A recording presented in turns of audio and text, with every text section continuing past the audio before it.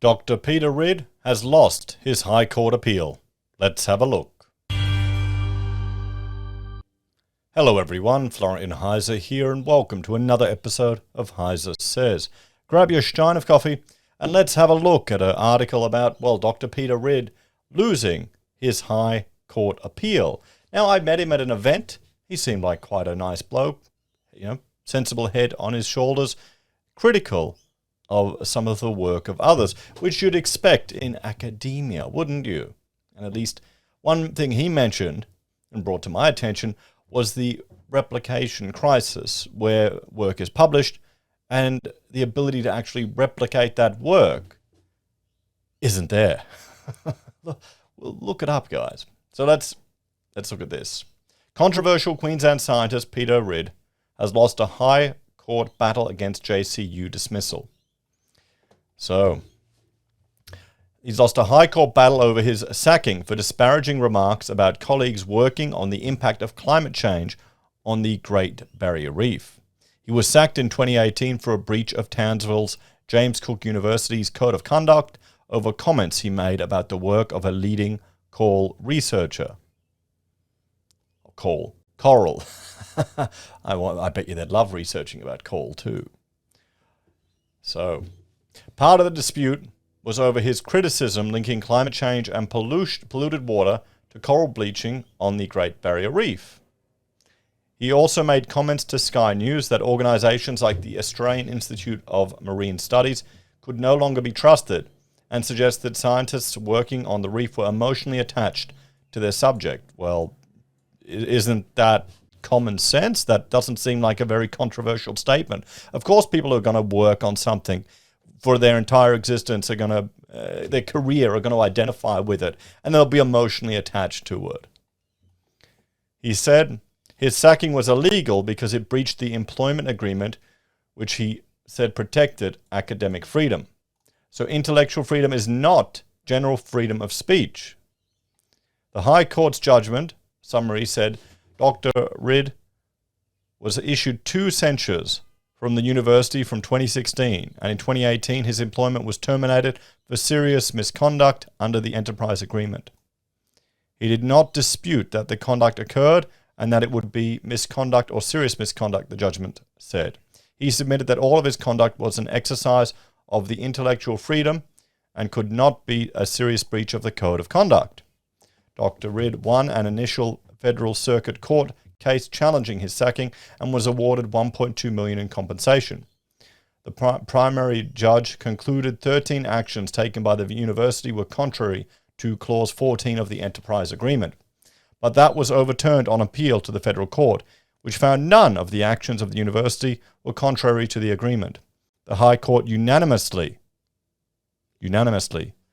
dismissed the appeal, saying the intellectual freedom protected by Clause 14 of the Enterprise Agreement was not a general freedom of speech. The 2016 censure and part of the basis of the final censure were unjustified because they related to the expression of honestly held views by Dr. Ridd within his academic expertise and judgment, the judgment said.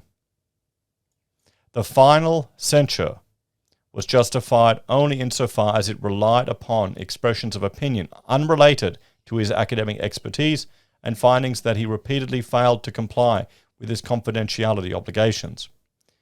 Since Dr. Ridd ran his case on an all-or-nothing basis, the termination decision was justified in its reliance upon conduct of Dr. Ridd, which was subject to 18 findings of serious misconduct, which were not protected by Clause 14. So academic freedom clauses need to be protected. The National Tertiary Education Union said the High Court decision was disappointing, but Queensland Secretary Michael McNally said it also affirmed that Dr. Ridd was rightly exercising his academic freedom at times. The High Court found that the initial censure that was provided about the comments that were made publicly about the research were actually fine, and that the censure shouldn't have been issued in the first place. That is where all of the other allegations subsequently come from. Peter Ridd trying to defend himself in the public domain. The subsequent conduct that took place after the initial censure was issued was not an exercise of academic freedom under the enterprise agreement. Are you kidding? Mr. McNally said the decision demonstrated why it was important that academic freedom clauses were protected during enterprise bargaining. In a statement, James Cook University said the court's decision showed Dr. Ridd's termination of employment had nothing to do with academic freedom. James Cook University at all times has made clear that it strongly supports the pursuit of intellectual inquiry and the freedom of staff to engage in academic and intellectual freedom, it said. So it was never right, proper, decent or moral. On social media, Dr. Ridd thanked his supporters who donated $1.5 million towards his legal battle with JCU. We lost, in my opinion, because JCU's work contract under which I was employed effectively kills academic freedom of speech, and the contract is effectively the law, he said. JCU's actions were technically legal, but it was, in my opinion, never right, proper, decent, moral, or in line with the public expectations of how a university should behave. He said his comments to Sky News on 2017 cost him his job, career, and more than $300,000 in legal fees, but he would do it again because overall it was worth the battle. The physicist also said there needs to be major punishments against universities for infringement of academic freedom of speech, such as fines or losing their accreditation. So let's have a look at what he posted on Facebook. It's with a heavy heart that I inform you that we've lost the appeal in the High Court. We lost, in my opinion, because JCU's work contract under which I was employed effectively kills freedom of speech, and the contract is effectively law. So JCU's actions were technically legal, but it was, in my opinion, never right, proper, decent, moral, or in line with public expectations of how a university should behave. I often ask myself, if I knew what was going to happen, would I have handled that fateful interview with Alan Jones and Peter Credlin in 2017 differently? Would I still say that due to systematic quality assurance problems, work from a couple of Great Barrier Reef science institutions was untrustworthy? It has cost me my job, my career, over $300,000 in legal fees, and more than a few grey hairs. All I can say is that I hope I would do it again, because overall it was worth the battle, and having the battle, in this case, is more important than the result. This is just a small battle in a much bigger war. It is a battle which we have to have, and in retrospect, lose. JCUs and almost every other university in Australia and the Western world are behaving badly. We've shown how badly. Decent people in government can see the immense problem we have. The universities are not our friends. Only when the problem is recognised will public pressure force a solution. The failure of our legal action and JCU's determination to effectively destroy academic freedom of speech demonstrates that further legislation is required to force universities to behave properly, especially if they are to receive any public funding. The Commonwealth Government introduced excellent legislation in Parliament earlier this year, partly in response to our legal case, to bolster certain academic freedom of speech. It is an excellent step in the right direction. If my case had been fought under this legislation, I would have had a better chance of winning, but it would still have been far from certain. There would still be a clash between the legislation and the work agreement. There needs to be a major punishment against universities for infringement of academic freedom of speech, such as fines or losing their accreditation. There needs to be active policing and investigation of the universities to make sure they comply and do not threaten academics with expensive legal action to stop the university's behaviour becoming public. Universities must be told that they cannot spy on academics' email communications. This should only be done by the police, or use secrecy directives to silence and intimidate staff. And all this protection for academics must be written into the work contract to put the matter beyond legal doubt. I am very mindful that I asked for and received donations of $1.5 million in 2 GoFundMe campaigns of around $750,000 for the legal battle from over 10,000 people, and I lost. Some of those donations were from people who have very slender financial resources. All I can say is that it weighs heavily on my conscience, but I hope that you agree it was still worth the battle. A last thank you. I would like to express one last time my thanks to Stuart Wood, AM, Ben Giles, Ben Kidston, Colette Mintz, Mitchell Downs, Amelia Husson, and the rest of the team. They were fabulous. They did everything that was possible.